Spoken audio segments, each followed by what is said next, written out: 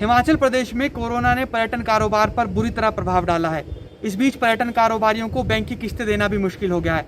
इन तमाम बातों पर चर्चा करने के लिए हमारे साथ मौजूद हैं ऑल हिमाचल स्टेक होल्डर के प्रधान महेंद्र सेठ। इनसे जानेंगे कि कोरोना के बीच कितना मुश्किल हुआ है। सर, कोरोना की दूसरी वेव ने बहुत बुरी तरह से प्रभावित पर्यटन कारोबार को कर दिया है, कितना मुश्किल हुआ है, क्या समस्याएं आ रही हैं इस बीच? देखिए, सबसे बड़ी हमें जो समस्या आ रही है कि 3 महीने से दोबारा से जो है पर्यटन कम्प्लीटली ठप पड़ा है। और इसमें जितने भी, चाहे होटल वाले हैं, चाहे एडवेंचर वाले हैं, चाहे वो वाटर स्पोर्ट्स वाले हैं, चाहे ट्रैवल एजेंट्स हैं, चाहे टैक्सी ऑपरेटर्स हैं, चाहे जितने भी लोग जुड़े हैं, उनकी सबसे बड़ी समस्या जो आने वाली है वो ये आने वाली है कि 3 महीने तक वो किस्तें देने में असमर्थ रहे। तो जून के महीने में लगभग सभी जो ऋण होंगे वो NPA हो जाएंगे, नॉन परफॉर्मिंग एसेट्स में चले जाएंगे, और उसका सीधा जो इफेक्ट पड़ेगा वो उनकी सिबिल स्कोर पे पड़ेगा। और मैं आपको माध्यम से बताना चाहता हूँ कि जो सिबिल स्कोर के अगर आप गलत होता है, आपका कम होता है सिबिल स्कोर, और अगर आप NPA में चले जाते हैं, तो कोई भी जो फाइनेंशियल इंस्टीट्यूट आपको ऋण देने के लिए तैयार नहीं होगा। तो ये हमारे लिए एक बहुत बड़ी समस्या की बात है। पर्यटन उद्योग के जितने भी उद्यमी हैं उनके लिए ये खड़ी हो गई है। और पिछले वर्ष हमारे को सरकार ने कोशिश की थी कि हमें जो है इंटरेस्ट सब्वेंशन स्कीम के अंतर्गत जो कोई हमें आर्थिक मदद की जाए, मगर अनफॉर्चुनेटली बैंकों ने उसे एक्सेप्ट नहीं किया। उन्होंने कहा हमें तो RBI जो वित्त मंत्रालय जो भारत सरकार है, अगर वो हमें कुछ बोलेगा तो हम आपकी मदद कर सकते हैं। उसके बाद हमने दोबारा से सरकार से गुहार लगाई। उन्होंने अभी अप्रैल के माह में दोबारा से सारे हिमाचल की जितनी एसोसिएशन हैं उनसे सुझाव मांगे।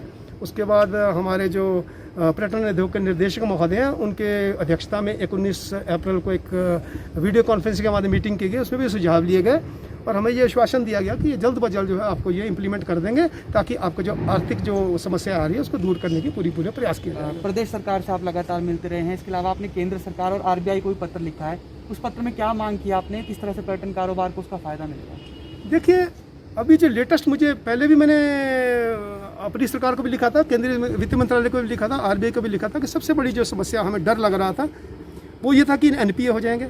दूसरा ये था कि जो हमें इमरजेंसी क्रेडिट लाइन के अंतर्गत जो स्कीम्स गवर्नमेंट ने की हैं उसका बेस रखा है 29/2/2020 रखा है। तो हमारी तो सीजनल इंडस्ट्री है, तो उस टाइम भी कोई लोग जो थे बेचारे 60, 62, 63 दिन का जो डिफ़ॉल्ट होना कोई बहुत बड़ी बात नहीं होती, क्योंकि हमारी इंडस्ट्री सीजनल है। जैसे ऑर्चर्ड की बात होती है, ऑर्चर्ड्स की जो सीजनल इनकम होती है उसके बाद ही उनको NPA किया जाता है। हमने एक तो ये गुहार लगाई कि हमारी इंडस्ट्री को भी एट पार विद एग्रीकल्चर गिना जाए, क्योंकि हम सीजनल हैं। जब हम सीजन के बाद अगर हमारा NPA रहता है या हमारी कोई किस्त ड्यू रहती है तो आप हमें NPA कर दीजिए, हमें कोई आपत्ति नहीं है। तो इस तरह से। और दूसरा हमने उनको कहा कि जो डेड डेट जो इमरजेंसी क्रेडिट लाइन की है उसको 31/3/2021 किया जाए, क्योंकि इस साल के पूरा जो पिछला साल हमने काटा उसमें सरकार की तरफ से हमें कोई मदद नहीं मिली। तो हमको अल्टीमेटली सभी जो उद्यमी लोग थे उन्होंने बेचारों ने, जो उनके पास सिक्योरिटी अवेलेबल थी, उस सिक्योरिटी को गिरवी रख के उन्होंने उनसे लोन लिए, बैंकों से लोन लिए, और जो उनके पास जमा पूंजी थी वो सारा खर्चा करके उसको वर्किंग कैपिटल के रूप में सारा स्पेंड कर दिया। आज जो है हमारे प्रदेश के अंदर पूरी जो टूरिज्म इंडस्ट्री है उसका वर्किंग कैपिटल शून्य हो चुका है, और बिना वर्किंग कैपिटल के किस चीज़ को, कैसे आप किसी भी कार्य को चलाएंगे, ये तो समझ की बात है कि किस तरह से चलेंगे। हाँ, तो कोरोना की लहर के बीच पर्यटन कारोबार जो है वो शून्य की ओर जा रहा है, और ऐसे में जो NPA की समस्या है वो भी पर्यटन कारोबारियों के सामने आ रही है। ऐसे में पर्यटन कारोबारी सरकार से यही मांग कर रहे हैं कि इसकी जो लिमिट है, इसकी जो समय सीमा है उसको आगे बढ़ाया जाए, ताकि इन पर्यटन कारोबारियों को राहत मिल सके। अंकुश डोभाल, ATV भारत, शिमला।